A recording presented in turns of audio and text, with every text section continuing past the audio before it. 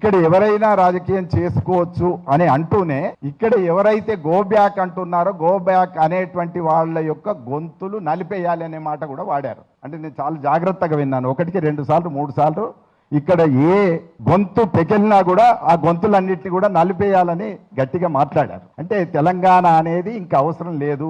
ఇక్కడ సాంస్కృతిక జాతీయవాదం అన్నప్పుడు మొత్తం దేశమంతా ఒకటే అయితే ఏ దేశంలోంచి ఎవరైనా ఎక్కడికైనా వెళ్ళొచ్చు, ఎక్కడైనా స్థిరపడవచ్చు, ఎక్కడైనా వ్యాపారాలు చేసుకోవచ్చు, ఎక్కడైనా రాజకీయాలు చేసుకోవచ్చు. తెలంగాణ ఉద్యమం నడిచిందే ఆధిపత్యానికి వ్యతిరేకంగా, ఒక ప్రాంతానికి వ్యతిరేకంగా మాత్రమే కాదది. ఆంధ్ర ప్రాంతం నుంచి వచ్చి ఉన్నవాళ్ళు చాలా మంది ఇక్కడ ఉన్నారు. సామాన్యులు కావచ్చు, ఉద్యోగులు కావచ్చు, మీ విలేకరులు కావచ్చు, మీడియా కావచ్చు, ఇంకా అనేక మంది ఉన్నారు. వాళ్ళన్నది మీద కాదు, ఎవరైతే ఆధిపత్యం చెలాయిస్తున్నారో తెలంగాణ మీద, తెలంగాణ రాష్ట్ర ప్రజల మీద, తెలంగాణ సాంస్కృతిక అస్తిత్వం మీద ఎవరైతే ఆధిపత్యం చేస్తున్నారో వాళ్లను మాత్రమే గో బ్యాక్ అనేటువంటిది జరిగింది. ఇక్కడ ఆప్షన్లు లేవు. ఉండదలుచుకుంటే ఉండవచ్చు, వ్యాపారం కూడా చేసుకోవచ్చు, ఆ మాటకు వస్తే ప్రజలు ఒప్పుకుంటే రాజకీయం కూడా చేసుకోవచ్చు. కానీ ఆధిపత్యం చేస్తా అంటే ఇక్కడి వర్గాలు ఊకోవు, ఇక్కడి ప్రజలు ఊకోరు, ఇక్కడి చైతన్యవాదులు లేదా ఉద్యమకారులు ఊకోరు అనేటువంటిదే ప్రధానంగా చెప్పడం జరిగింది. ఆప్షన్ లేదు. ఆధిపత్యం చేయడానికే తెలంగాణకు వస్తే వాళ్లను ఇక్కడ ఒప్పుకునేటటువంటి సమస్య లేదు. రాజకీయం చేయడానికి వచ్చినటువంటి వాళ్ళు జాగీరాని మాట్లాడతారని నేను అనుకోను. ప్రజల మీద గౌరవం ఉండాలి, ఇక్కడి ఓటర్ల మీద గౌరవం ఉండాలి. వాళ్లను ఎట్లా కన్విన్స్ చేసి ఓట్లు తెచ్చుకుంటారో ఆ పద్ధతిలో ఆలోచించాల్సిందే తప్ప ఇది జాగీరా, నేను చేసి తీరుతానని సినిమా టైప్లో భీకరమైనటువంటి డైలాగులు ఏకపాత్రాభినయం చేస్తే తెలంగాణ ప్రజలు అనేక ఏకపాత్రాభినయాలు చూసిన వాళ్లే. ఆ ఏకపాత్రాభినయాలని కూడా ఎక్కడ పెట్టాలో అక్కడ పెట్టినటువంటి వాళ్ళు వీళ్ళు నిజానికి అస్తిత్వ ప్రేమికులు, తెలంగాణ ప్రేమికులు, కళల ప్రేమికులు కూడా. కళల ప్రేమికులే కానీ ఆధిపత్యంకు మాత్రం వ్యతిరేకులు అనేటువంటిది చాలా స్పష్టంగా చెప్పాల్సినటువంటి అవసరం. ఇక్కడ 3 గొంతులు ఒకటిగా కనబడుతున్నాయి. ఏంటంటే 2 రాజకీయ పక్షాలు మాత్రమే కాకుండా సాంస్కృతిక పక్షానికి సంబంధించి, కేంద్ర సాంస్కృతిక పక్షానికి సంబంధించిన వాళ్ళు కూడా జాతీయవాదం అనే పేరుతో తెలంగాణ వాదాన్ని వ్యతిరేకిస్తున్నటువంటి అంశం చాలా స్పష్టంగా రౌండ్ టేబుల్లో అయితే నాకు కనబడ్డది. ఇందులోనే జనసేన అధినేత మాట్లాడినటువంటి ఒక మాట చాలా దుర్మార్గమైన మాట.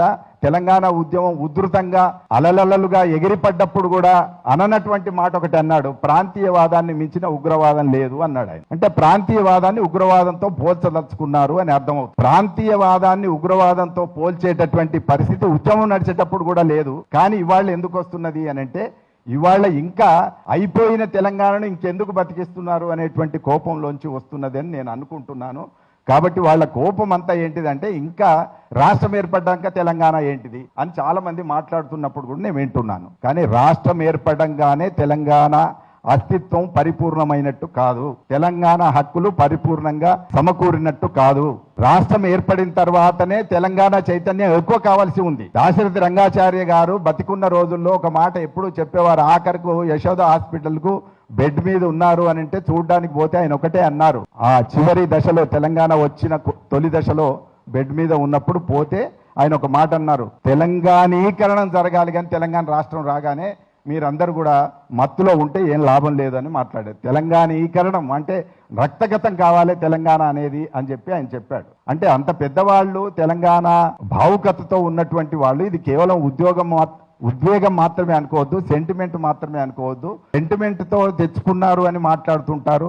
ఇంకా కొన్ని సందర్భాల్లో అయితే రాజకీయాలు చేసినటువంటి వాళ్ళు సృష్టించిందే తప్ప దీనికి ఏ రకమైనటువంటి చారిత్రక ప్రాధాన్యత లేదు అని కూడా కొందరు మాట్లాడగా వింటున్నాను. కానీ చాలా స్పష్టంగా ఇది రాజకీయాల కంటే ముందు భాషలోంచి, సాంస్కృతిక అస్తిత్వంలోంచి మొదలైంది అనే విషయం రాజకీయంగా 2001లో పార్టీ రావచ్చు కానీ ఇక్కడ 95-96 నుంచే అశోకన్నకు తెలుసు.